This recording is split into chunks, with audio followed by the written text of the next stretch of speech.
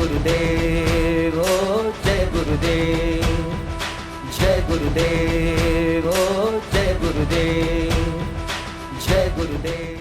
प्रगटे हृदयना आंगणे मुझ शक्ति शत दीपावली, तमसावरण ने भेद नारी दिव्य ज्योतिष कावली। સહુ દુખીઓના દુઃખ કાપો એ હવી મુજ ભાવના, मुक्त थई सहु सौख्य पामे एवी रह नित कामना। સંતાપ से जो कोई मुझने शांति तेहने आपवा, संतोष पूर्वक हुम सहुम ते आत्मगुण विकसाववा। जे वेर वृत्ति राखसे हूँ तेहથી કરી મિત્રતા, नहीं दिल दुखावू कोई नु राखी हृदय पवित्रता। નહીં ઇષ્ટ મારું કોઈને છે જિંદગી પ્યારી સદા, आपी શકું नहीं जिंदगी तो लई सकूं नहीं हूँ कदा।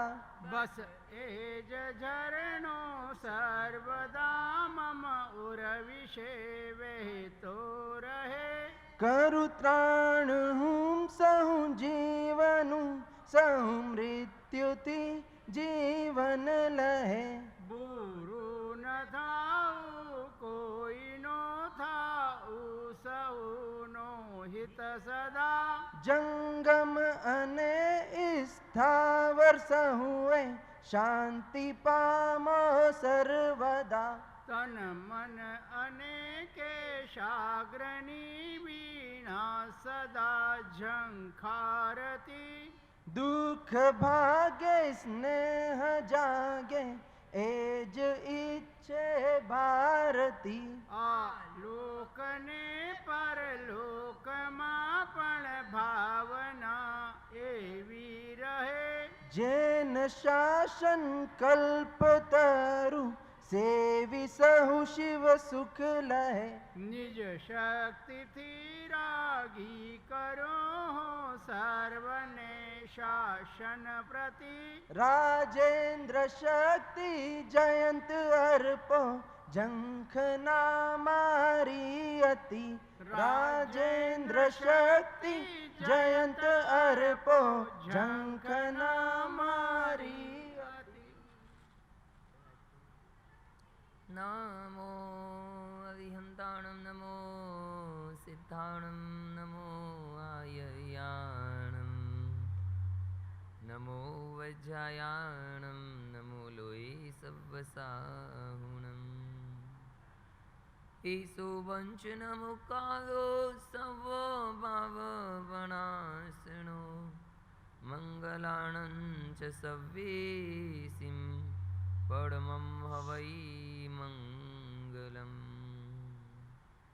नमो दुर्वागादि विवागनिवारिणे अर्हते योगिनाधाय महावीरायतायिने अज्ञानतिमिरान्धानां ज्ञानञ्जनशलाकया चक्षुरुन्मीलितं येन तस्मै श्रीगुरुवे नमः। तस्मै श्रीगुरुवे नमः। संयोगाविप्रमुखस अणगारस भिक्खुणो वीर्यं बाहुकविशामि आणुपुवी सुने हमें। विनय के सुंदर स्वरूप को हमें श्रवण करना है, समझना भी है और जीवन में आचरण में भी लाना है। भगवान पहले अध्ययन में विनय का स्वरूप समझा रहे हैं। विनय यानी कि एक उचित आचरण कहा जाता है। विनयानाणम नाणावो दंसनम दंसनावो चरणम चरणाहीन तो मोक्षो मोक्षे सुखम निराबाहम च।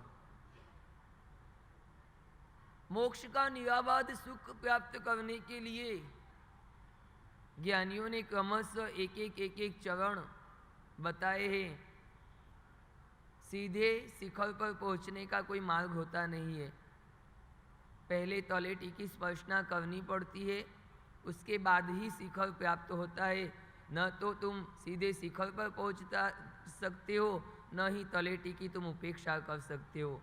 मंदिर कितना भी भव्य बन जाता है, लेकिन लोग मंदिर की ध्वजा को नमस्कार करते हैं, लेकिन वो ध्वजा भी तभी फरकती है जब उसकी नींव भरी जाती है, नींव मजबूत होती है, फिर नींव के ऊपर मंदिर बनता है, मंदिर के ऊपर शिखर बनता है और शिखर के ऊपर फिर ध्वजा फरकती है। तो नींव को भी कभी भूलना नहीं चाहिए। अगर नींव नहीं होती तो मंदिर की आज ध्वजा भी नहीं होती, लेकिन तुम सीधे ध्वजा को नमस्कार करते हो। और ज्ञानी भगवंत कहते हैं कि हर जीव का लक्ष्य मोक्ष होता है। जीवन का एक लक्ष्य अगर मोक्ष हुआ तो यात्रा भी मोक्ष की तरफ चलेगी। अगर लक्ष्य बिना की यात्रा करोगे तो जीवन में कभी भी तुम मंजिल को प्राप्त नहीं कर पाओगे। और ज्ञानी कहते हैं कि अगर मोक्ष तुम्हारा लक्ष्य है तो रास्ता तुम्हारे पास है, उस रास्ते पे चलने का प्रयास करो। मोक्ष किससे प्राप्त होता है? तो कहते हैं चरण यानी कि चारित्र से प्राप्त होता है। अच्छा आचरण करोगे तो मोक्ष मिलेगा। जिसने भी शुद्ध चारित्र का पालन किया, शुद्ध आचरण जीवन में धारण किया, उसका हमेशा मोक्ष निश्चित होता है। लेकिन चरण कैसा होना चाहिए? तो कहते हैं श्रद्धा पूर्वक का।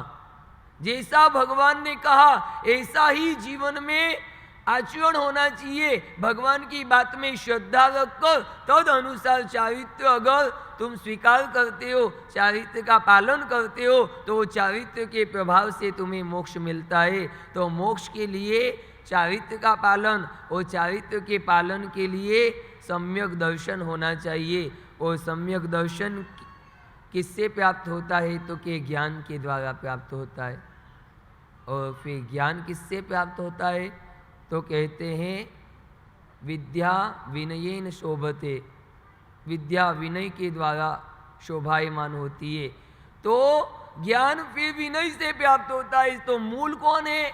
मूल विनय है। विनय के ऊपर फिर ज्ञान, ज्ञान के ऊपर दर्शन, दर्शन के ऊपर चारित्र, चारित्र के ऊपर मोक्ष, और फिर मोक्ष में जाने के बाद एक ऐसी सुख की प्राप्ति होती है जो सुख आने के बाद कभी जाता नहीं है, जो सुख में कभी मिलावट नहीं होती है, जो सुख हमेशा तुम्हारे साथ रहता है। बताओ संसार में ऐसा कोई सुख है आपके पास जो आने के बाद वापस जाता नहीं हो? है कोई? पैसे मिल जाए तो जा भी सकते हैं, गाड़ी नहीं खरीद लो तो एक्सीडेंट भी हो सकता है, 5 मंजिल का बंगला बना लो तो भूकंप में गिर भी सकता है। बचपन में तुम कितने अच्छे दिखते थे, जवानी में कभी और रूप निखर गया होगा, तो बुढ़ापे में सब रूप तुम्हारा चला गया। बोलो कौन सा सुख तुम्हारे पास शाश्वत रहा है? संसार का एक भी सुख ऐसा नहीं जो आने के बाद कभी जाए ही नहीं। पुण्य का उदय होता है, आ जाता है, वापिस पाप का उदय होता है तो चला जाता है। संसार में ऐसा भी सुख होता है जिसमें मिलावट भी होती है। सुख और दुख दोनों साथ में चलता है। बेटा नहीं होता है तो दुख होता है, बेटा मिलने के बाद सुख होता है, और बेटा तुम्हारी बात नहीं मानता है तो दुख होता है कि नहीं? मिलावट। और कुछ सुख ऐसे भी होते हैं, सुख आते हैं लेकिन उसके पीछे बहुत बड़ा दुख खड़ा होता है, तो तुम वो सुख भी मानने को तैयार नहीं।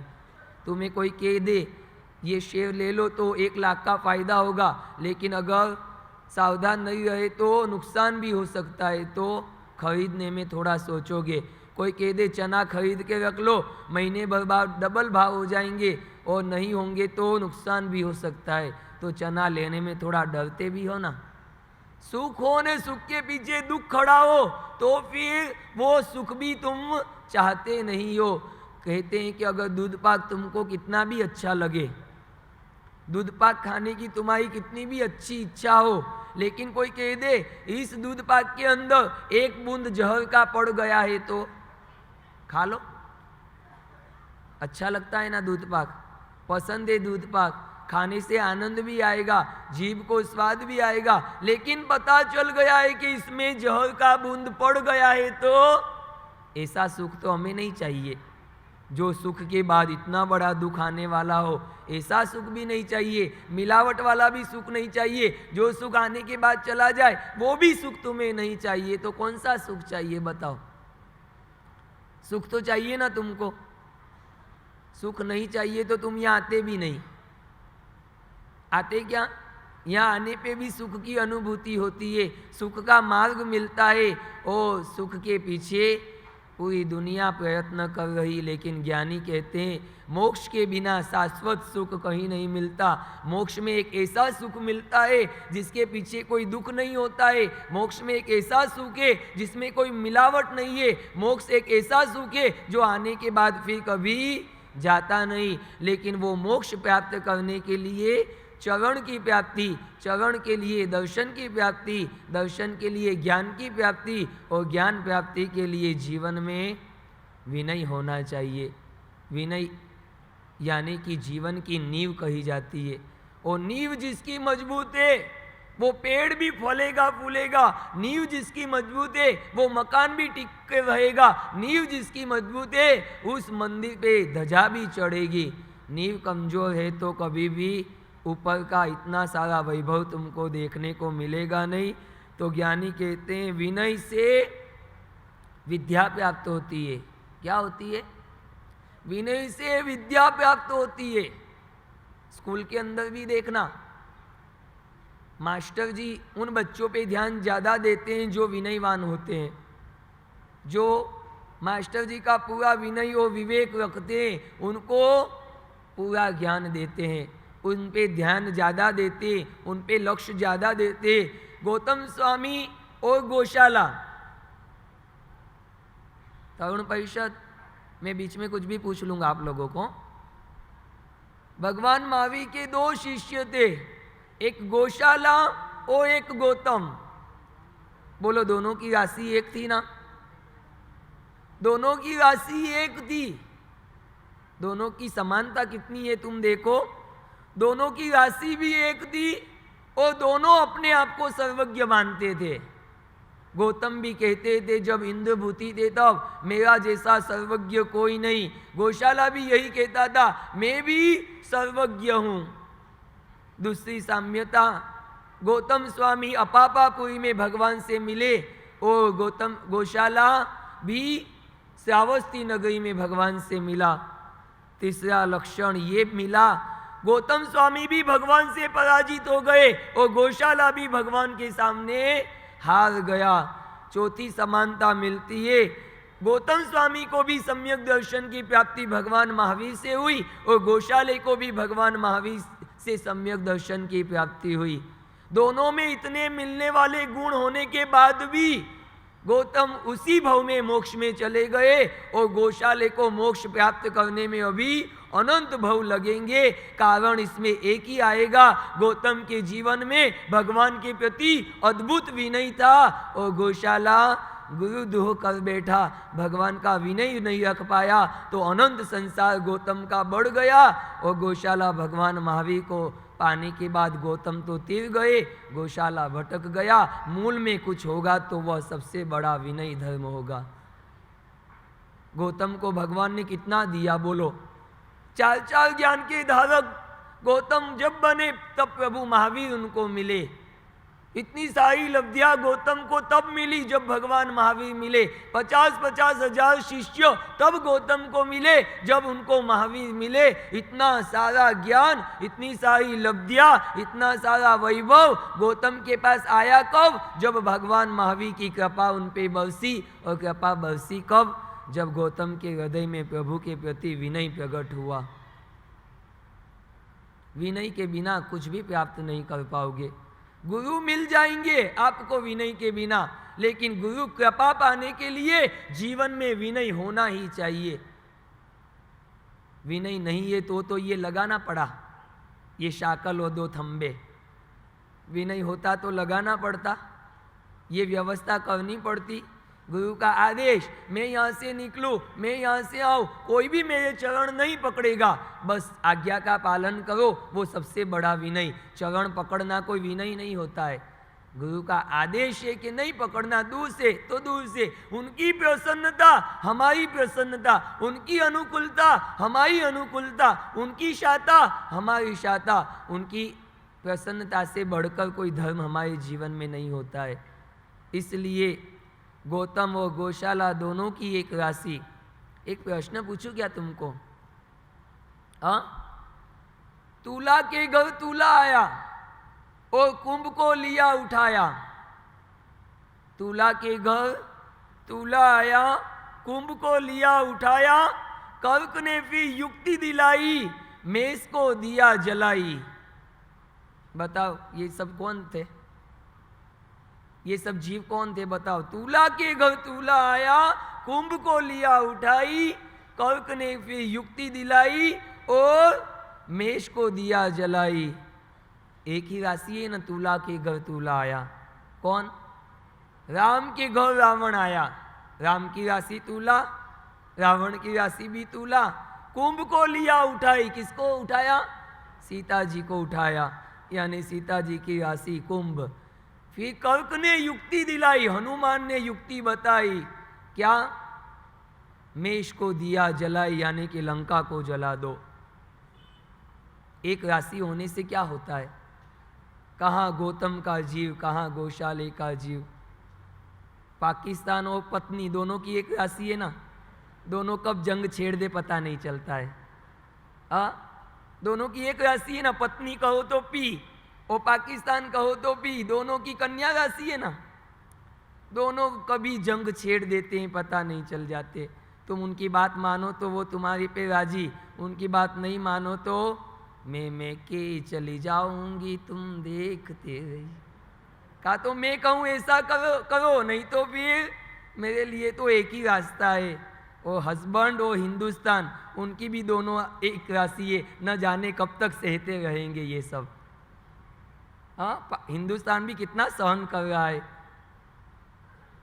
और तुम भी कितना सहन कर रहे हो ना। शादी हो गई आप लोगों की? बाद में करना पड़ेगा सहन, अभी तो तुम बड़े निश्चिंत हो, कोई वजन नहीं है तुम्हारे ऊपर। लेकिन गौतम और गौशाला दोनों का भेद देखने जाओ तो ये विनय धर्म का अद्भुत स्वरूप तुमको नजर आएगा। गौतम ने विनय के द्वारा कितने उच्च शिखर को प्राप्त कर लिया। इसलिए ज्ञानी कहते हैं विनयवान शिष्य हमेशा जीवन में यश कीर्ति को प्राप्त करता है। विनयवान व्यक्ति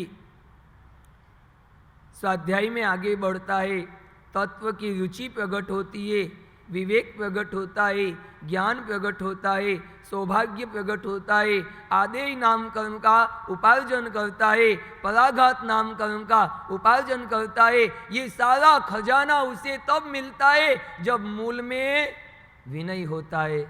खजाना तो सबको चाहिए। उमा स्वाति जी महाराज प्रसमरति प्रकरण के अंदर कहते हैं विनीतेन भव्यतम, विनय के द्वारा क्या होता है तो कहते हैं कुल भी अच्छा मिल जाए, रूप भी तुम्हें अच्छा मिल जाए, वचन और यौवन भी तुम्हें अच्छे मिल जाए, धन मित्र ऐश्वर्य सब कुछ तुम्हें अच्छा मिल जाए, लेकिन विनय विहीना न शोभते। विनय के बिना ये सब शोभायमान नहीं होते। कितना ही ऊंचे कुल में तुम जन्म ले लो, कितना ही अच्छा रूप तुम्हें मिल जाए, कितना ही अच्छा यौवन तुम्हें मिल जाए, धन मिल जाए, मित्र मिल जाए, ऐश्वर्य मिल जाए, लेकिन ये सारा सौभाग्य तुम्हारा किसके जैसा है तो कहते हैं जल बिना की नदी के जैसा। नदी पे कौन जाता है? कौन सी नदी पे जाओगे तुम? पानी चाहिए तो जिसमें जल होता है उसी नदी के किनारे जाओगे ना। बिना जल की नदी की कोई कीमत है क्या दुनिया में? सूखी नदी में कोई पानी लेने जाता है क्या? ये सारा वैभव होने के बाद भी विनय विहीना न शोभते, विनय के बिना ये सब शोभायमान नहीं होता है। इसलिए ज्ञानी भगवंत कहते हैं कि आगम के बिना तुम्हारा हित नहीं हो सकता। मान लो कि ये शास्त्र आज हमारे पास नहीं होते, ये उत्तराध्ययन सूत्र जैसा अद्भुत आगम जो आज हमारे पास नहीं होता, तो तुम सोच सकते विनय क्या होता है, तुम्हें पता चलता परिश्रह क्या होता है। 36 अध्ययनों में भगवान ने जो बात कही, ये अगर आगम नहीं होते तो हम भी जान नहीं पाते कि धर्म क्या होता है, अधर्म क्या होता है, हित क्या होता है, अहित क्या होता है, करने जैसा क्या है, नहीं करने जैसा क्या है, पुण्य क्या है, पाप क्या है, कुछ भी नहीं जान सकते। अगर ये आगम नहीं होते तो हमारा हित नहीं होता। आगम के बिना हमारा हित नहीं होता, तो बिना विनय के ये आगम भी नहीं आते। गणधरों के अंदर विनय धर्म देखा तो भगवान ने उनको आदेश दिया त्रिपदी रचने का। बाकी तो 11 अंग स्थूली बद्ध को पढ़ाने के बाद देख लिया कि ज्ञान का अजीर्ण हो गया, गुरु ने ज्ञान बंद कर दिया, अब ये तुम्हारे लिए योग्य नहीं है, तुम्हें ज्ञान का अजीर्ण हो गया है, अब आगे तुम्हें एक अक्षर भी मैं नहीं पढ़ा सकता हूँ। ज्ञान जब विनय जीवन में होता है तो गुरु दोनों हाथ भर के ज्ञान देते हैं, लेकिन जिस दिन पता चल गया ये ज्ञान का पाचन नहीं कर सकता, उसके बाद गुरु एक अक्षर का भी ज्ञान नहीं देते हैं। जो विनयवान शिष्य होता है उसको गुरु कृपा दोनों हाथ से गुरु प्रदान करते हैं, और अगर जीवन में विनय नहीं है तो कितने भी गुरु के समीप रहो, गुरु की कृपा तुम प्राप्त नहीं कर सकते। और आगे की तीसरी गाथा में अब अविनयवान जीवों की क्या स्थिति होती है वो ज्ञानी बताते कह रहे हैं। जहाँ सुनी पुई कन्नी निको सिज्जई सवसो, एवं दुसिल पड़ीणी ये मुहरी निको सिज्जई। चौथी गाथा के अंदर दूसरी गाथा में आपने विनयवान शिष्य के लक्षणों को कल देखा था। आना निर्देश करे, गुरु की आज्ञा का पालन करे, गुरु के समीप रहता है और इंगियाकार संपन्न गुरु के आकार और इशारों को समझ जाता है। से विणयति उच्चई, वो विनयवान शिष्य होता है। और जो आज्ञा पालन नहीं करता है, जो गुरु से दूर रहता है, जो गुरु को प्रतिकूल रहता है और जो तत्व का ज्ञाता नहीं हो, उसे अविनयवान शिष्य कहा। अब अविनीत के लक्षण बताते कहते हैं, जहां सुनी पुई कन्नी, कुत्ते के दृष्टांत से समझा रहे हैं। जहां सुनी पुई कन्नी, सड़े कान की कुत्ती होती है ना, कुत्ता होता है उसका कान पूरा सड़ गया हो, वो आपके घर के बाहर भी आए ना तो आप उसको भगा देते हो, कारण कि उसके ऊपर जो मच्छर आदि बैठते वो तुम पे बैठे तो तुम बीमार पड़ जाओ। उसको अगर कान सड़ गए तो वो बीमारी हमें लग सकती है। इसलिए सड़ा हुआ कान का कुत्ता किसी के घर के बाहर भी आएगा ना तो वो उसे भगाने की कोशिश करता है। कैसे दृष्टांत ज्ञानियों ने दिए हैं। जहाँ सुनी पुई कन्नी निको सिज्जई सवसो, वो हर जगह से निकाल दिया जाता है। कोई उसे संभालने को तैयार नहीं, कोई उसको सेवा करने को तैयार नहीं, कोई उसे रोटी देने को तैयार नहीं। उसका कान सड़ गया है तो सब उसको भगा देते हैं। इसी तरह एवं दुशील परिणीय, यानी कि ऐसा दुशील जिसका दुष्ट आचरण होता है, जो गुरु के कहने में नहीं चलता है और जो गुरु से प्रतिकूल रहता है, जो गुरु के सामने ज़्यादा बोल करता है, अपने ज्ञान को ज़्यादा प्रकट करने का प्रयास करता है, ऐसा वाचाल यानी कि अधिक बोलने वाला जो शिष्य होता है उसे मुहरी निक्को सिज्जई, यानी कि कुल गण गच्छ और संग में से उसे भी बाहर निकाल दिया जाता है। उस गच्छ में, उस संग में उसका कोई स्थान नहीं होता है। किसका?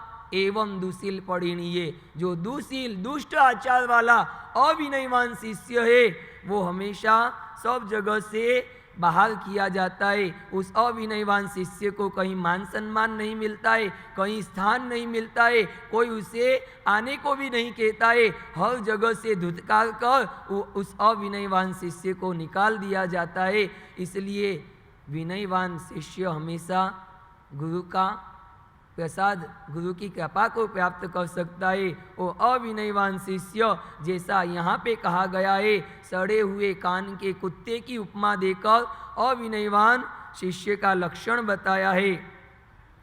अब अगली गाथा में कहते हैं, कण कुणडगम जहिताणम विटम भुंजहि सुयरो एवं शीलम जहिताणम दुशीले रमयीमिये। कणकुड़ डगम जहिताणम विट्ठम भुंजई सुयरो। अच्छा भोजन छोड़कर, मिष्टान छोड़कर, विट्ठम यानी कि विष्ठा को, भुंजई यानी कि भोजन करता है कौन? तो कि सुअर। सुअर को देखा है ना कभी? पूरे दिन नालियों में घूमता है, पूरे दिन कहाँ घूमता है? कचरे के ढेर में आपको मिलेगा। उसके सामने कितना भी अच्छा खाना रख दो, भोजन रख दो, लेकिन उसकी ऐसी प्रकृति, ऐसा स्वभाव पड़ गया है कि वो हमेशा गंदगी में ही घूमता रहता है। एवं शीलम जहिताणम दुशीले रमयीमिये। इसी तरह अविनीत शिष्य भी मूर्ख के जैसा मूर्ख होता है, जो अच्छे आचारों को छोड़कर, जो गुरु के आदेश को न मानकर, जो गुरु के सानिध्य को त्याग कर अनाचार में हमेशा आनंद मनाता है। इतने अच्छे गुरु मिलने के बाद भी अपनी दुर्बुद्धि का उपयोग करता है, अपनी जड़ बुद्धि का उपयोग करता है, गुरु की बात को नहीं मानता है और गुरु का अवर्णवाद करता है, गुरु की हमेशा निंदा करता है। ऐसा कौन? तो कि अविनीत शिष्य। किसके जैसा? उस भूंड के जैसा, जो अच्छा भोजन छोड़कर किसको खाता है? विष्ठा को खाता है। विष्ठा को कोई खाता है क्या? विष्ठा को कोई हाथ भी नहीं लगाता, देखना भी पसंद नहीं करता। लेकिन सुअर जो होता है वो विष्ठा को खा भी जाता है तो उससे कुछ नहीं होता है। ये अविनयवान जो शिष्य होते हैं वो इस सुअर के जैसे होते हैं, जो गुरु की भक्ति, गुरु की सेवा, गुरु की आज्ञा पालन न करते हुए दुशील यानी कि खराब आचारों का सेवन करते हैं, गुरु के प्रतिकूल रहते हैं। और ऐसे अनाचारों में जिसे आनंद आता है वो अविनीत शिष्य कहीं भी मान सम्मान को प्राप्त नहीं करते।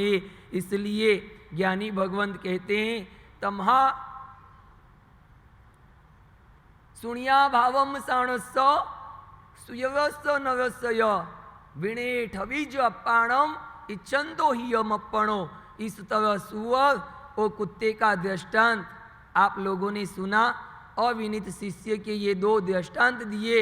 ऐसा अविनीतपणे का, अविनयवान का शिष्य का लक्षण देखकर अब आपको थोड़ा समझना चाहिए। और विनय ठवीज अप्पाणम यानी कि अपनी आत्मा को विनय में स्थापित करना चाहिए। अगर आप अपनी आत्मा का आप हित चाहते हो, आपकी आत्मा का कल्याण आपको करना है कि नहीं करना है? रावण भी अंतिम सैया पर पड़ा है, लक्ष्मण सलाह लेने गया है, तब रावण ने 3 सलाह उनको दिए। मांगे बिना किसी को सलाह देना भी नहीं चाहिए। बोलो, तुम्हें आत्मा का कल्याण करना है? करना है? आत्मा का कल्याण करना है तो विनय धर्म को स्वीकारना पड़ेगा। एक बहुत बड़े हॉस्पिटल में ऑपरेशन हो रहा था, परिवार वाले सब बाहर बैठे हुए थे।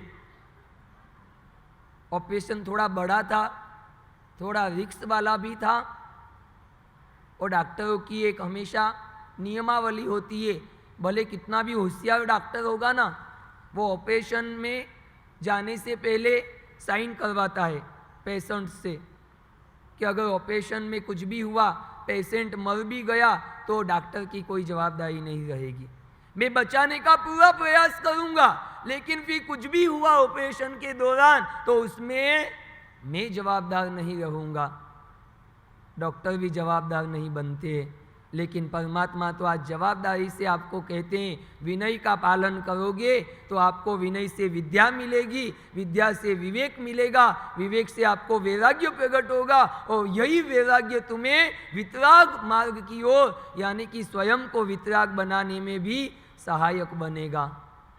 कहाँ है वितराग धर्म? देखो भगवान स्वयं वितराग कैसे हुए? वैराग्य प्रकट हुआ तब। वैराग्य कब प्रकट हुआ? विवेक आया तब। विवेक कब प्रकट हुआ? विद्या आई तब। विद्या कब मिली? विनय था तब। तुम मानो कल्पसूत्र के अंदर भगवान जन्म से 3 ज्ञान के ज्ञाता थे, फिर भी एक औचित्य का पालन समझो, माता पिता मोहवश भगवान को पाठशाला ले जाते हैं। अभी अपने यहाँ पंच कल्याणक होंगे ना 5 दिन, उसमें भगवान के 5 कल्याणकों का यहाँ पे पूरा सुंदर चित्रण बताया जाएगा। दोपहर 2 से 5 के अंदर भगवान 3 ज्ञान के ज्ञाता होते हैं, फिर भी पाठशाला जाते हैं। क्यों? एक औचित्य का पालन है। माता पिता की इच्छा है, मुझे पूरी करना है। वहाँ पंडित जो पढ़ाते हैं उनके सामने भी भगवान नहीं कहते कि मैं सब कुछ जानता हूँ। वहाँ भी भगवान 1 से पढ़ना शुरू करते हैं। ओ तीर्थंकरों की आशातना न हो, इसलिए देवलोक से इंद्र महाराजा आकर उस पंडित को प्रतिबोध देते हैं, ये आपकी पाठशाला में कोई सामान्य जीव नहीं आया है, ये तो 3 लोक के नाथ ऐसे परमात्मा जो इसी भव में मोक्ष जाने वाले हैं, 3 ज्ञान के जन्म से धारक है, वो परमात्मा आपकी पाठशाला में पढ़ने आए। तब पंडित जी क्षमा याचना करते हैं। ऐसे परमात्मा जवाबदारी लेते हैं कि आपको मैं मोक्ष दिला दूं, लेकिन भगवान की आज्ञा का पालन आपको करना पड़ेगा। ऑपरेशन चल रहा था, 1 घंटा 2 घंटा 3 घंटा 4 घंटा 5 घंटे के बाद सबकी नज़र दरवाजे पे थी, कब डॉक्टर साहब बाहर आए, कब हमें समाचार दे। डॉक्टर साहब बाहर आए, क्या हुआ डॉक्टर साहब, पेशेंट कैसा है, ऑपरेशन कैसा हुआ? डॉक्टर साहब कहते हैं operation success but patient fail. क्या हुआ? ऑपरेशन तो सक्सेस हो गया लेकिन पेशेंट चला गया। अब बोलो जो पेशेंट चला जाए उस ऑपरेशन को सक्सेस कहना कि नहीं कहना? कहना। ज्ञानी भी ऑपरेशन तुम्हारा करना चाहते हैं। ये विनय का एक ऐसा ऑपरेशन है जो गौतम स्वामी का किया था। किसने किया था? तुमको ऐसा कभी लगता है तुम्हें पेट का दर्द हो और पेट का अगर ऑपरेशन करवाओ तो डॉक्टर सिर का भी ऑपरेशन कर दे, ऐसा होता है? लेकिन गौतम का ऑपरेशन ऐसा किया भगवान ने। गौतम गए तब तो अहंकार के शिखर पे चढ़े थे, भगवान ने 2 ऑपरेशन एक साथ किए, अहंकार भी निकाल दिया और विनय को अंदर डाल दिया। डॉक्टर तो जितना बोले ना उतना ही करते हैं, एक के साथ 2 काम नहीं करते। यहाँ तो भगवान ने ऑपरेशन किया तो अहंकार की गांठ को निकाल दिया और विनय के गुण को अंदर रख दिया, यानी कि अहंकार गया और विनय भगवान गौतम के जीवन में आ गया। 2 ऑपरेशन एक साथ हुए कि नहीं? कभी कोई डॉक्टर मिले ना तो करवाना, डॉक्टर साहब इसका ये क्या बोलते हैं, इसको क्या बोलते हो? हाँ, इसका ऐसा ऑपरेशन कर दो अहंकार से ये कभी खड़े ना हो। होता है ऐसा ऑपरेशन? देखो पैसे आने के बाद तुम्हारी चलने की स्टाइल बदल जाती है। पैसा नहीं होता है ना, उस व्यक्ति की चाल अलग होती है। पैसा कमाने के बाद उसकी चाल बदल जाती है। जिसको पैसे का अहंकार हो उसकी बात करता हूँ, हर एक की बात मैं नहीं कर रहा हूँ। पैसा आने के बाद चाल बदल जाती है, कपड़े की स्टाइल बदल जाती है, बोलने की स्टाइल बदल जाती है, मिलने की भी स्टाइल बदल जाती है। सब परिवर्तन क्यों आता है? अहंकार प्रकट होता है। मेरे पास पैसा हो गया, मैं सबसे अलग दिखना चाहता हूँ। पैसा मिलने के बाद सरलता रहना बहुत मुश्किल होता है। किसी डॉक्टर को बोलना मुझे जो दुनिया में कितना भी मिल जाए लेकिन ये मेरे खभे कभी खड़े नहीं होना चाहिए, ऐसा ऑपरेशन इसका कर दो। इस छाती का ऐसा ऑपरेशन करो कि कभी अहंकार में ये कभी फूले नहीं। इस पैर का ऐसा ऑपरेशन कर दो कि कभी मुझे संपत्ति मिल जाए तो ये जमीन से अद्धर ना हो जाए। गरीब और पैसे वाले में क्या अंतर है पता है आपको? गरीब को कोई पहचानता नहीं और पैसे वाला किसी को पहचानता नहीं। ऐसा होता है ना। वो तो नरेंद्र मोदी था ने चाय वाले को मिलने चला गया बड़ौदा में, बाकी तो कौन मिलने जाए। गरीब इंसान को कोई पहचानता नहीं, वो पैसे वाला किसी को पहचानता नहीं। लेकिन कहते हैं कि लाखों गरीब हो गए, लाखों अमीर हो गए, राख में जब मिल गए तो दोनों बराबर हो गए। एक अमीर करोड़पति का अग्नि संस्कार करना, एक गरीब का अग्नि संस्कार करना, फिर दोनों की राख को यहाँ लेके आना, पहचान पाओगे किसकी राख कौन सी है? अमीर की राख कौन सी है, गरीब व्यक्ति की राख कौन सी है? दोनों राख से पहचाने जाएंगे। राख में जब मिल गए तो दोनों बराबर हो गए। अहंकार नहीं आना। जहाँ अहंकार होता है वहाँ कभी भी विनय गुण प्रकट नहीं होता है। इस तरह ज्ञानी एक एक गाथा से विनयवान और अविनयवान दोनों का लक्षण बता रहे हैं। और जो विनयवान होता है फिर हमेशा वो निश्चिंत रहता है। जिसके हृदय में विनय होता है उसके जीवन में सब गुण सामने चल कर आता है। जो हृदय में विनय धर्म नहीं है तो कुछ भी नहीं है। विनय कहाँ रखना चाहिए? हृदय के अंदर स्थापित करो।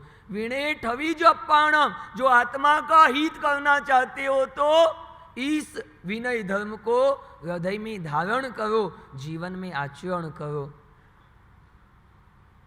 जीवन में कितने भी संकट आते हैं, टेंशन आते हैं, दुख आते हैं, चिंता आती है, सब आते हैं, वो सबसे बचने का भी तुम प्रयास करते हो, सबका रास्ता भी निकालने का प्रयास करते हो। ज्ञानी कहते हैं विनय जो दिल में है, विनय जो हृदय में है, तो जीवन में कैसे भी संकट आएंगे कभी भी तुम निराश नहीं होंगे, कभी भी तुम हताश नहीं होंगे। ये एक गुण ऐसा है जो सब दोषों को नष्ट करता है। ये एक गुण ऐसा है जो अनेक गुणों को ला देता है। चातुर्मास का समय कोई पुण्यशाली महाराज साहब को मिलने आया। महाराज साहब ने पूछा, कई पूजा करते हो क्या? हाँ हाँ, डेली पूजा करता हूँ। पूजा किए बिना तो पानी भी मुंह में नहीं डालता हूँ। कौन सी पूजा? पेट पूजा नहीं, भगवान की पूजा। अच्छा अच्छा, रात्रि भोजन करते हो क्या? ना ना, रात्रि भोजन तो कभी नहीं करता हूँ, बात ही मत करो आप तो। अच्छा अच्छा, जमीन कन खाते हो क्या? ना ना, जमीन कन तो हाथ भी नहीं लगाता हूँ। बहुत अच्छी बात है, पूजा करते हो, रात को नहीं खाते हो, जमीन कंद भी नहीं खाते हो। व्यसन आदि कोई, बीड़ी सिगरेट, ऊंचे लोग ऊंची पसंद, ऐसा कुछ व्यसन है क्या? व्यसन का तो मेरे जीवन में कहीं प्रवेश भी नहीं है। महाराज साहब भी सोच में पड़ गए, क्या नियम दूं इसको? तुम्हारे जीवन में तो इतने सारे गुण पहले से हैं, अब तुमको नया क्या नियम दूं? मुझे तो तुम्हारे जीवन में कोई अवगुण दिखते ही नहीं। महाराज साहब, मेरे जीवन में एक ही अवगुण है, बाकी कुछ नहीं। क्या अवगुण है? मैं झूठ बहुत बोलता हूँ। झूठ बोलता हूँ तो पूजा भी नहीं करता होगा, झूठ बोलता है तो रात को भी खाता होगा, झूठ बोलता है तो जमीन कंद भी खाता होगा, और झूठ बोलता है तो बीड़ी सिगरेट भी पीता ही होगा। एक झूठ बोला यानी कि ऊपर के सब नियम खत्म। एक विनय नहीं है तो जीवन की सब संपत्ति, जीवन का सब वैभव समाप्त हो जाता है। इसलिए विनय धर्म का स्वरूप ज्ञानी कहते हैं। विनय कैसा होना चाहिए? मन मजबूत होना चाहिए। बहुत बड़ी सेना हो ना, सेना का सेनापति किसके जैसा होना चाहिए? भेड़ के जैसा कि शेर के जैसा? शेर अगर सेनापति हो तो पीछे की सेना कैसी भी होगी चिंता नहीं, लेकिन सेनापति अगर भेड़ के जैसा हो तो पीछे शेर भी चलते होंगे तो कोई मतलब नहीं, क्योंकि वो भेड़ जाएगा वहाँ शेर जाएंगे, और भेड़ तो कहीं जाके गिरेगा। शेर हमेशा सामने चलकर देखता है, भेड़ हमेशा नीचे देख के चलता है। सेनापति ऐसा मजबूत बनाना। अब देखो, आंख है ना, आंख इतना ही देखेगी, कान इतना ही सुनेगा, जीभ इतना ही, जितनी ताकत होगी इतना बोलेगा। ये सब तो इनकी शक्ति के अनुसार चलते हैं, लेकिन इस सबको चलाने वाला कौन? अगर सामने गलत हो रहा है तो उसको दिखाएगा कौन? तुम्हारा मन। क्या खाना नहीं खाना ये इस जीभ को कौन कहेगा? तुम्हारा मन। क्या सुनना क्या नहीं सुनना। अब इतने लोग प्रवचन में आए, तुम्हारे मन से आए कि किसी के कहने से आए? किसी ने कहा तुमको उधर से? किसी ने ऑर्डर दिया? होता है कोई किसी के कहने से भी आता है। आत्म भक्ति मर्या कई देवा केता मितनु जाई, नारी पे या वड़ी कुल निज बटे धर्मे धर्म सखाई। स्नातक पूजा में आता है देवलोक का वर्णन। कोई आत्म भक्ति यानी कि स्वयं के भाव से भगवान के जन्म महोत्सव में आते हैं, कोई मित्र के संग आ जाते हैं, कोई अपनी पत्नियों के कहने से आते हैं। तुम्हारे में भी सब जैसे होंगे, कोई खुद की इच्छा से आया, कोई हमारे शर्म से आया, कोई चेतन जी की कहने से आया, कोई घरवाली के कहने से आया। आए तो हो ना सब, आए सब, लेकिन सबको लाने वाला कौन? तो कि तुम्हारा मन। ये पैर को चलाना है मंदिर तक, तो तुम्हारा मन हो तो मंदिर जाओगे, तुम्हारा मन हो तो थिएटर में भी घुस जाओगे। मन किसके जैसा होना चाहिए? भेड़ के जैसा कि शेर के जैसा? अगर मन तुम्हारा शेर के जैसा है तो ये इंद्रियां अच्छे काम ही करेगी, और मन तुम्हारा भेड़ के जैसा है ना, तो इन इंद्रियों से गलत काम ही करवाएगा। गलत काम करने की इच्छा किसको होती है? जिसके मन में होता है। और मन का संतुलन जिसके पास है वो ही व्यक्ति सही काम कर सकता है। इसलिए ज्ञानी समझा रहे हैं वापिस, ऐसे विनय धर्म को तुम अपने जीवन में स्वीकार करो जिससे तुम्हारी आत्मा का हित होता है, आत्मा का मोक्ष की तरह गमन होता है। और जीवन में सबको ऐसे विनय धर्म का पालन करना चाहिए। समय हो गया है, लेकिन समय के साथ रावण ने 3 सलाह दी थी, पता है ना। पहली सलाह मैं आपको बता देता हूँ। रावण ने कही थी लक्ष्मण को, लेकिन लक्ष्मण के लिए नहीं है, हमारे सबके जीवन के काम की वो सलाह है। पहली सलाह रावण ने कही थी, खराब काम करना हो तो अच्छे व्यक्ति की सलाह लेके करना। क्या? मेरे को भी खराब काम करना था, लेकिन मैंने किसी की सलाह नहीं ली, इसलिए मेरे से इतना बड़ा गलत काम हो गया। अगर मैंने किसी की सलाह ली होती, कोई अच्छे व्यक्ति को पूछा होता कि मैं सीता का हरण करूं कि न करूं, तो आज इतना बड़ा युद्ध नहीं होता, आज मेरी बेइज्जती नहीं होती, आज मैं हार नहीं सकता। ये सब मेरे जीवन में जो घटना बनी, इसी के कारण बनी कि मैंने खराब काम किया, लेकिन किसी से पूछा नहीं।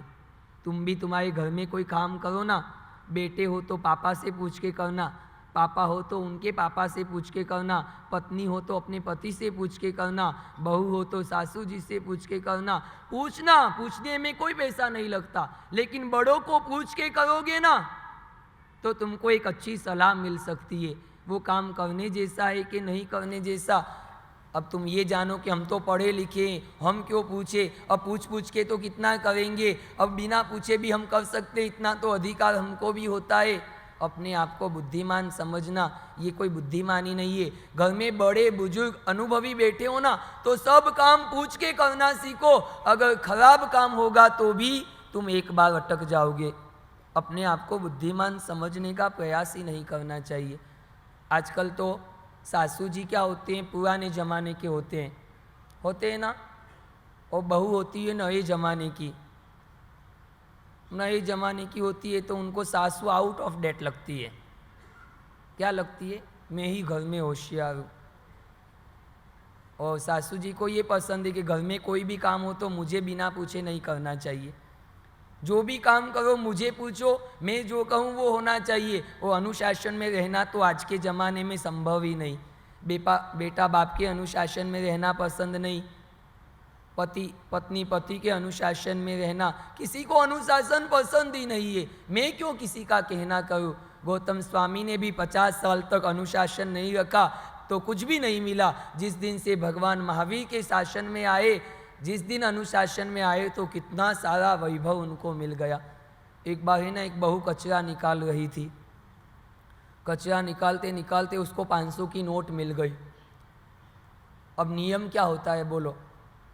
खुद को रखना चाहिए नोट के सासू जी को देना चाहिए? क्या नियम होना चाहिए बहनें बोलो तो? मैं तुमको ही पूछूँ ना, 500 की नोट मिले तो क्या करना चाहिए? इसका अधिकार किसको है? पहले मम्मी को जाके देना। लो मम्मी किसी के गिर गए घर में, मुझे पता नहीं, आप घर में बड़े हो, आप रख लो। अब 500 की नोट मिली, देखी हो जाके, बहु बड़ी समझदार थी, सासू जी को दे दी।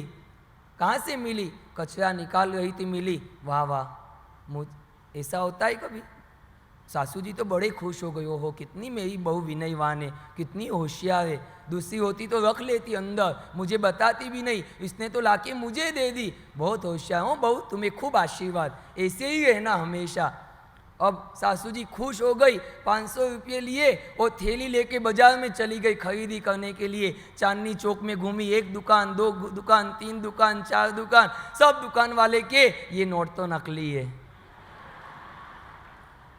सासू हताश होकर घर पे लौटी, बहू इधर आओ, तूने नोट दिया, बड़ा अच्छा काम किया, लेकिन ये नोट तो कहीं चलता ही नहीं, ये तो नकली है। बहू के नकली था इसीलिए तो दिया, नहीं तो कहाँ देती। ये अनुशासन है क्या? देना सिर्फ अनुशासन नहीं, हृदय में भी, जीवन में भी अनुशासन होना चाहिए। बाह्य दिखावा मत करना, माया कपट में विनय आएगा ना, वो विनय से कुछ मिलना भी नहीं। वास्तविक विनय तो जीवन में, आचरण में आना चाहिए। और दूसरी सलाह क्या दी है, तीसरी सलाह रावण ने क्या दी है, वो बातें अपन अब कल देखेंगे। उसके साथ ही आगे की अब विनीतवान शिष्य की क्या स्थिति बनती है, विनयवान शिष्य आगे किस तरह गुरु की कृपा को प्राप्त करता है, ऐसे अनेक दृष्टांतों के द्वारा 48 गाथा का यह पहला अध्याय, विनय अध्याय, हम नवकार की आराधना के पहले पूरा करेंगे, क्योंकि हमको 36 अध्ययन का श्रवण करना है और जीवन में उसका स्वीकार करना है। चलो बाकी की बातें अपन अब कल देखेंगे। नवकार बाद में गिनेंगे। गुरुदेव अभी पधारेंगे, विक्रम चरित्र का वांचन हो, उसके पहले सूचना और चढ़ावा आप बोल दो। पार्वती नंदन पधार रहे हैं, ऐसी ही कृपा बरसती रहे। नौ युवक तेरे गुण गाए, तरुणाई शरणे आए, रतलाम तेरे चरणों में मस्तक ये झुकाए हैं। जय गुरुदेव, ओ जय गुरुदेव। कोई भी जय मंच पर गुरुदेव, चलने का प्रयास न करें। ओ जय गुरुदेव। हमारे कार्यकर्ता बाद में इस चेन को पचखाना, उपवास वाला, पानार वाला, 1, 2, 3 तक सब तपस्वी शुरू हो गया। बदर पंचकाई माला बोर शमशाल छन्न कालन लेवनवा आ लेवनवाद छन लेवनवाद सत्सित क्षणवाद क्षणवा बोल आमिल एक आसना अवश्य बोर शमशाल बोर से मोटर से बचे जो ब्याम संभालना चंद्रन समाधान में आमिल में से लेवा लेवन में संसार ठेना मुखी दरगण बद्ध में खेण भाई डगाणम एकाश्रम व्यास में छाई जम ब्यानम गणम संसार गणम दूसारणम पूर्वठान वाद डवणम संस्कृत मानस लेवन आलेवन वाद सुन लेवन सत्सिद्धेन वाद से सनवा बोल से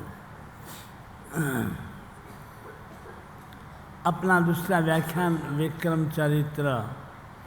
मैंने कल विक्रम चरित्र की विशिष्ट गुणों की बातें आपको कही थी।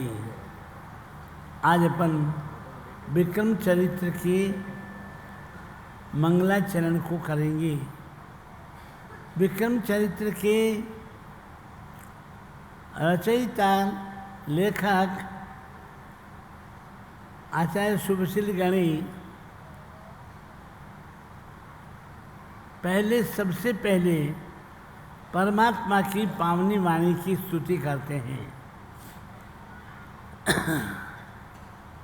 परमात्मा की वाणी जहाँ बरसती है वहाँ समस्त प्रकार का केवल आनंद और मंगल ही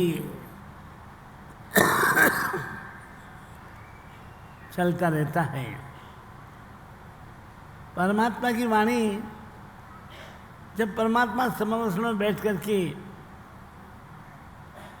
जन जन तक अपनी बात कहते हैं तब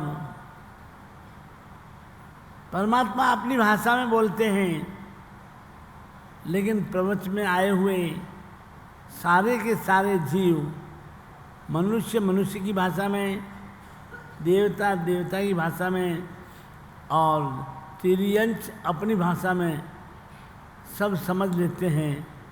लगता है कि भगवान हमको ही कह रहे हैं, और इसलिए उनकी प्रवचन सभा में परस्पर विरोधी जीव भी प्रेम और स्नेह से सभी बैठते हैं और सुनते हैं। शेर के पास में गाय का बच्चा बैठा हुआ है, लेकिन शेर गाय के बच्चे के सामने नहीं देखता है, केवल उसका लक्ष्य, उसकी दृष्टि परमात्मा की वाणी के प्रति ही रहती है। परमात्मा की वाणी को सब अपनी अपनी भाषा में समझ लेते हैं।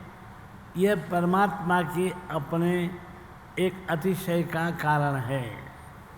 परमात्मा का ये अतिशय था कि उनकी बात सभी जीव अपनी अपनी भाषा में समझ लेते थे। शब्द एक है और सब अपनी अपनी भाषा में समझ लेते हैं। यह एक परमात्मा की वाणी की विशेषता की बातें इस ग्रंथ के मंगलाचरण में ग्रंथकार करते हैं, कहते हैं परमात्मा की वाणी कैसी है। तो कहते हैं तीनों काल में हमेशा अबाध निराबाध स्थिति में रहने वाली है। परमात्मा की वाणी दिन में सूर्य होता है, रात को चंद्रमा, दोनों ही एक साथ न दिन में रहते हैं न रात को रहते हैं। जबकि परमात्मा की वाणी दिन हो या रात हमेशा एक सी प्रवाहित रहती है। और इसीलिए कहा गया परमात्मा की वाणी के सामने सूर्य और चंद्र केवल मात्र रात को चमकने वाले आगिए जैसे हैं, उससे अधिक उनका अपना तेज, उनका अपना प्रभाव नहीं होता है। परमात्मा कैसे हैं, परमात्मा की स्थिति का वर्णन आप लोगस बोलते हैं। लोगस में आप लोग बोलते हैं चंदेशु निम्मलयरा आयित्येषु अयम प्रयासयरा सागरवर गंभीरा सिद्धा सिद्धिम ममदि संतु। ये परमात्मा लाख लाख सूर्य थी, लाख लाख चंद्र थी, चंद्र से भी अधिक प्रकाशित हैं, चंद्र से अधिक निर्मल हैं, सूर्य से अधिक प्रकाशमान हैं, और सागरवर श्रेष्ठतम श्रेष्ठ सागर के जैसे ये गंभीर है।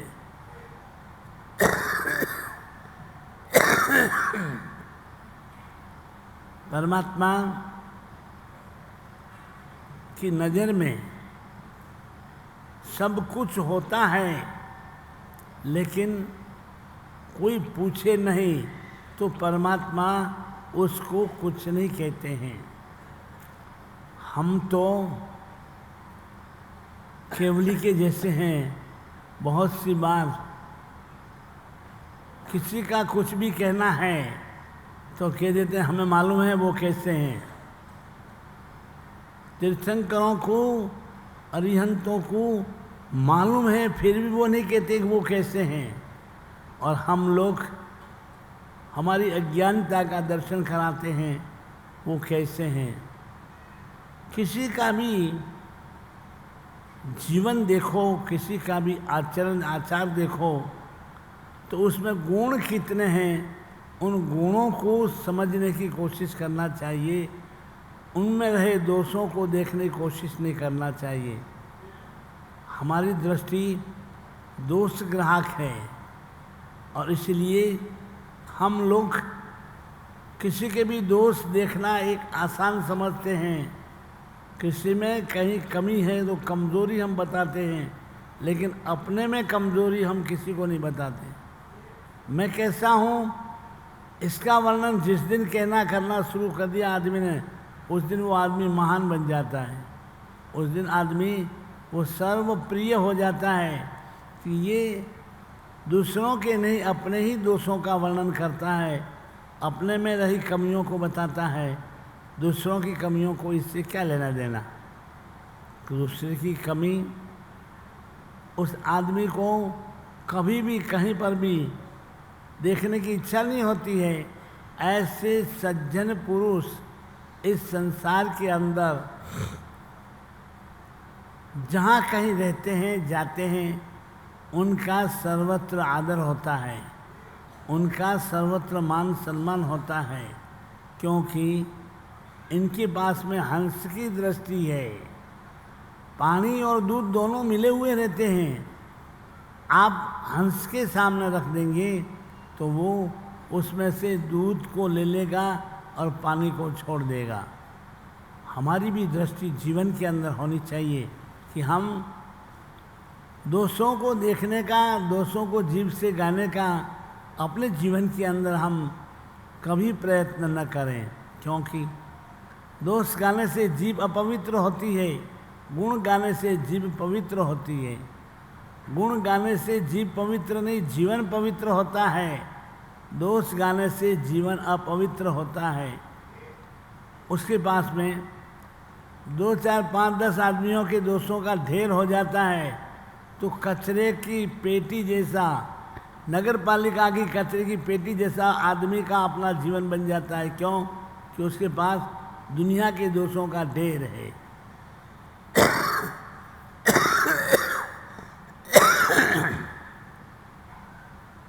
दोषों का दर्शन न करते हुए गुणों का दर्शन जीवन में करना चाहिए, और हमारी जैसी दृष्टि होगी वैसी हमें सृष्टि दिखेगी। जैसे हम होंगे वैसा हमको दुनिया का सब स्वरूप दिखेगा। हम भले कहें कि हम तो बहुत निर्मल हैं, बहुत ऊंचे हैं, लेकिन अपने मुंह से मैं ऊंचा हूँ, मैं नीचा हूँ कहने की ज़रूरत नहीं है। अपने मुंह से मैं जैसा हूँ वैसा ठीक रहूँ, ठीक बनूँ, यही दृष्टि बननी चाहिए।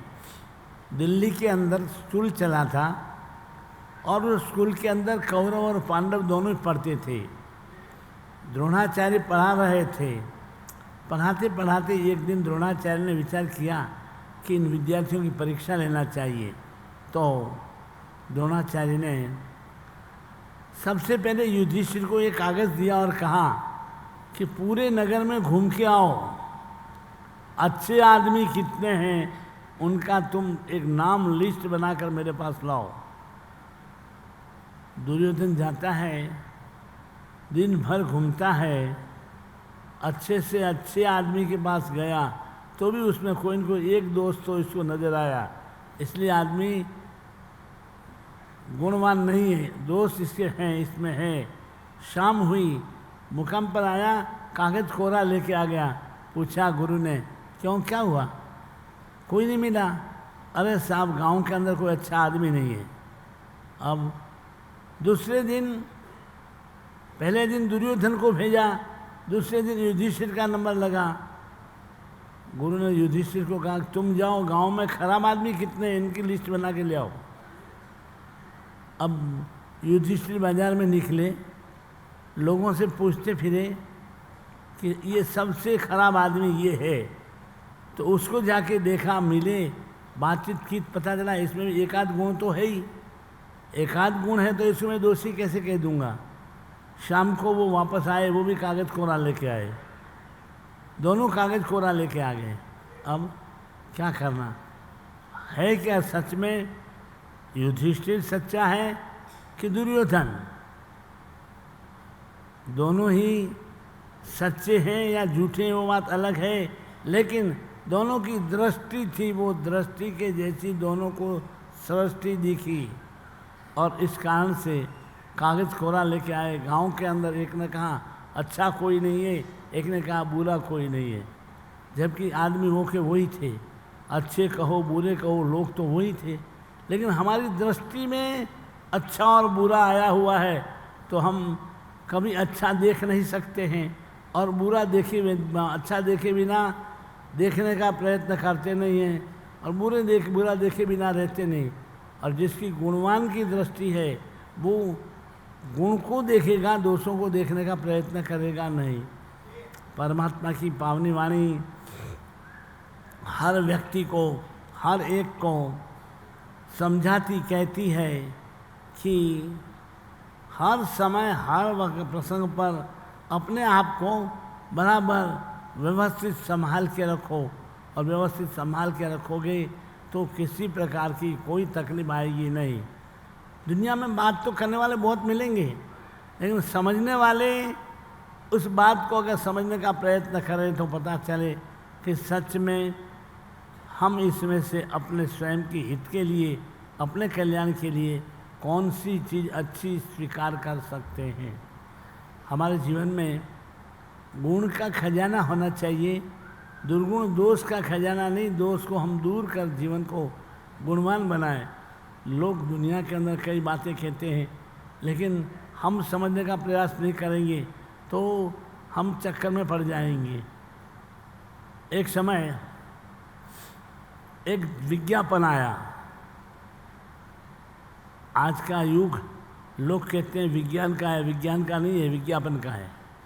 आज का युग विज्ञान का नहीं, विज्ञापन का है।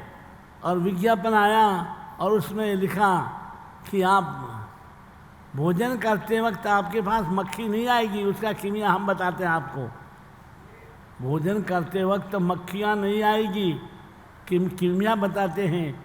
और उसके लिए आप 4 आने की टिकट हमको भेज दीजिए। कितनी? 4 आने की टिकट भेज दीजिए। लोगों ने देखा ये कीमिया बहुत अच्छा है, 4 आने देने से अपने को मक्खियाँ नहीं आए ऐसा कीमिया मिल जाता है। तो लोगों ने, सैकड़ों लोगों ने उसको 4 आने भेज दिए, 4 आने 6 आने सब ने भेज दिए। उसने सब लोगों के इंतज़ार को पूरा करते हुए उसने सबको एक एक पोस्ट कार्ड लिख दिया कि आप भोजन करते हैं उस समय एक हाथ से खाएं, दूसरे हाथ से मक्खियाँ उड़ाते रहें। क्या कहा? एक हाथ से खाएं तो दूसरे हाथ से मक्खियाँ उड़ाते रहना। अब आदमी की अपनी बुद्धि का मामला है, उसने सबको, बुद्धिमानों को भी मूर्ख बना दिया। कुछ सोच नहीं पाता है कि दुनिया के अंदर कौन क्या कहता है, कहने के पीछे इसका क्या रहस्य है, इसका क्या अपने को फल परिणाम दिखता है।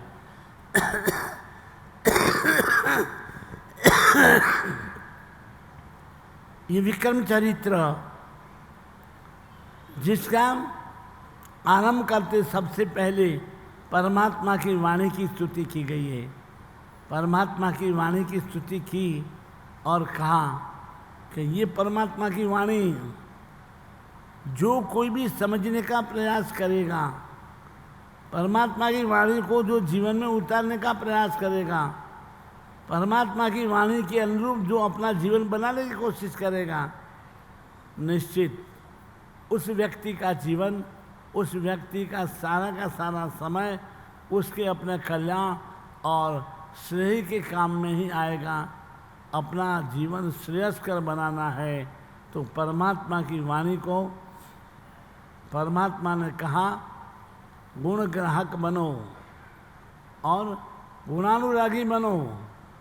गुण ग्राहक बनो, गुणानुरागी बनो और गुण पाक्षिक बनो। 3 बात कही परमात्मा ने। जीवन में गुण का पक्ष लेना सीखो, गुण पाक्षिक बनो, गुण ग्राहक बनो।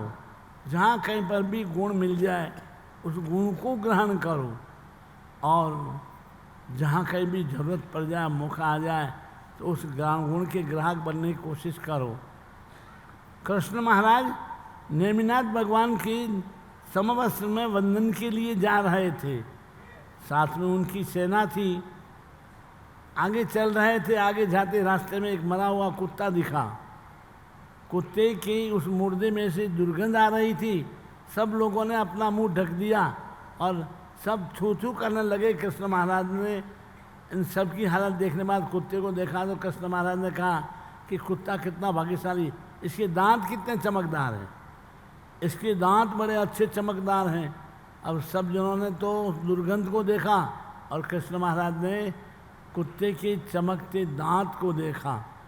आखिर निश्चित है कि आदमी जो अच्छा देखने की प्रवृत्ति करता है, अच्छा देखने की जिसकी दृष्टि बनती है उसको अच्छा दिखता है, और जो अपनी दृष्टि को अच्छी नहीं बनाता है वो हमेशा बुरा दिखता है। बुरा देखकर बुरा का प्रचारक बनता है, बुरे का प्रचारक बनता है और उसका प्रचार करने का धंधा वही रहता है। वो कभी अच्छी चीज़, अच्छी बात, अच्छे गुणों का प्रचार प्रसार करने का उसका अपना जीवन नहीं बनता है। तब इस परमात्मा की वाणी की प्रशंसा स्तुति करते हुए आचार्य शुभशील गणी कहते हैं, जिनकी वाणी, जो वाणी इस जगत के अंदर खजुआ जैसी सूर्य चंद्र के प्रकाश के, सूर्य चंद्र का प्रकाश जो खजुए जैसा परमात्मा की वाणी के सामने है, त्रिकाल अबाधित, त्रिकाल एक सी, त्रिकाल प्रकाश करने वाली परमात्मा की वाणी, उस परमात्मा की वाणी की प्रशंसा करते हुए, स्तुति करते हुए उन्होंने प्रथम तीर्थंकर परमात्मा आदिनाथ की स्तुति की है। परमात्मा आदिनाथ की स्तुति करते हुए कहा कि जिन्होंने संसार को जीने की कला सिखाई, जिन्होंने संसार के स्वरूप को समझाया, जिन्होंने व्यवहार धर्म को सिखाया, निश्चय धर्म को सिखाया, और उन्होंने संसार में सबसे पहले दान धर्म की स्थापना की। और दान धर्म की स्थापना करने के लिए पहले उन्होंने दीक्षा के पूर्व अपने हाथ से दान दिया, वर्षी दान दे करके समस्त लोगों को कहा कि देना हमारे लिए शुभ है, सुखद है, देना सीखो। देते जाओगे तो निश्चित है अपने स्वयं के द्वार उघड़ते खुलते जाएंगे। उन्होंने सारे जगत को ये व्यवहार सिखाया, दान धर्म, अपने जीवन में अपने को हमेशा ऊंचा उठने में, अपने को ऊंचा उठाने में दान धर्म बहुत ही लाभदायक है।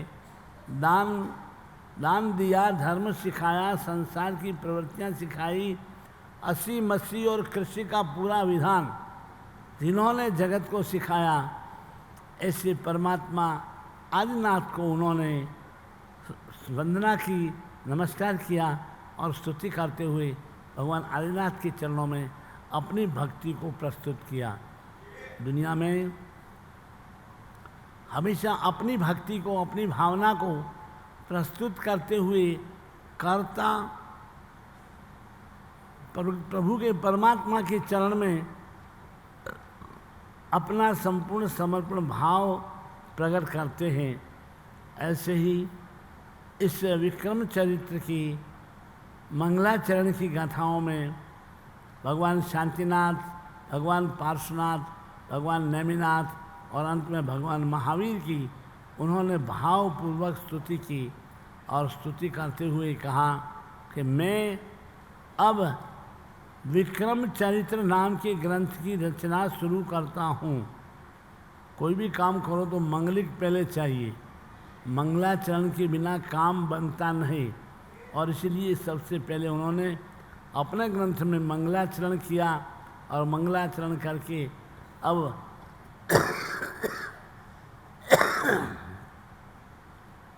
विक्रम चरित्र की शुरुआत की। विक्रम चरित्र का शुभारंभ करते हुए कहते हैं, भगवान आदिनाथ के पुत्र अवंती कुमार के नाम से जिस नगरी को बसाया गया वो अवंतिका, वो अवंतीपुरी नगरी। भारत देश में अवंतीपुरी नाम की नगरी, जिस नगरी में समस्त प्रकार की सारी सुविधाएं थी, जिस नगरी में तमाम जीव अपने जीवन को सुख शांति पूर्वक व्यतीत करते थे। और जिस नगरी के अंदर तमाम सारी वस्तुएं उपलब्ध होती थी, ऐसी अवंतिका नगरी, अवंतीपुरी नगरी, और उस नगरी के अंदर राजा गर्दभिल्ल राज कर रहा था। राजा न्यायी था, न्यायी प्रजा, राजा प्रजा वत्सल था। राजा अपने जीवन में अपनी प्रजा को परम आनंद प्रदान करने का लक्ष्य रखने वाला था। और ऐसी राजा गर्दभिल्ल को 2 रानियां थी, एक का नाम धीमती, दूसरी का नाम श्रीमती। श्रीमती और धीमती नाम की 2 रानियां राजा गर्दभिल्ल के घर में थी, राजमहल में थी। ऐसी दोनों रानियां राजमाता के रूप में प्रजा प्रति वात्सल्य भाव रखने वाली थी, प्रजा का हमेशा हित और शुभ चिंतन करने वाली थी। ऐसी दोनों रानियों के साथ में राजा गर्दभिल्ल अपने जीवन को व्यतीत कर रहे थे। और अपने जीवन में सारे के सारे अवंतिका नगरी के नगरजनों को अपने पुत्रसम संतान की तरह उसका पालन करते थे। ऐसे थे राजा कि जो स्वयं का सुख नहीं, प्रजा का सुख पहले देखते थे। और स्वयं का सुख देखने में जो राजा रह गया, उसकी प्रजा हमेशा दुखी हो गई। जिसने प्रजा का सुख देखा, निश्चित वो भी सुखी हो गया और प्रजा भी सुखी हो गई। ऐसे राजा गर्दभिल्ल अवंतिका नगरी के अंदर राज्य कर रहे थे। दिन बीत रहे थे, समस्त लोग अपने राजा की कल्याण सुख की कामना करते थे। ऐसे राजा गर्दभिल्ल के घर में रही 2 रानियां सुखपूर्वक उनका अपना जीवन व्यतीत हो रहा था। और अब क्रमशः उनके घर पर कैसे विक्रम का जन्म होता है, कैसे भर्तृहरि और विक्रम दोनों भाई थे। दोनों रानी में एक रानी ने भर्तृहरि को जन्म दिया, दूसरी रानी ने विक्रम को जन्म दिया। दोनों भाई भी वहाँ राज दरबार के अंदर, अवंतिका के अंदर पिता की छत्र छाया में अपना जीवन व्यतीत कर रहे थे। पिता का आदेश, पिता की आज्ञा उनका अपना धर्म था। माता पिता को परम आनंद, परम शांति देना, ये उनका अपना लक्ष्य था। और ऐसे लक्ष्य को लेकर दोनों पुत्र राज दरबार के अंदर अपने दिनों को धीरे धीरे व्यतीत करते हुए दोनों पुत्र बड़े हो रहे थे। और दोनों पुत्रों की जिंदगी अपने आप में संपूर्ण प्रकार की जनता के कल्याण के भाव को लेकर व्यतीत होती थी। ऐसे दोनों पुत्रों को बड़ा करते हुए माता पिता परम प्रसन्न थे। माता पिता अपने पुत्रों का स्वरूप देखकर, उनका व्यवहार देखकर, उनका आचरण देख करके आनंद का अनुभव करते थे। और ऐसा अनुभव करते अब दिन दिन बीत रहे हैं। आगे अभी विक्रम चरित्र के अंदर राजा विक्रम और भर्तृहरि के जीवन की क्या घटनाएं घटती हैं, और उन घटनाओं में दोनों जने किस प्रकार से अपने पराक्रम को दिखाते हैं, और दोनों जने किस तरह से अपनी स्थिति को निर्मल उज्ज्वल करते हैं, ये सब अधिकार, ये सब बात अपन अब कल के व्याख्यान के अंदर कहेंगे। मित्रा की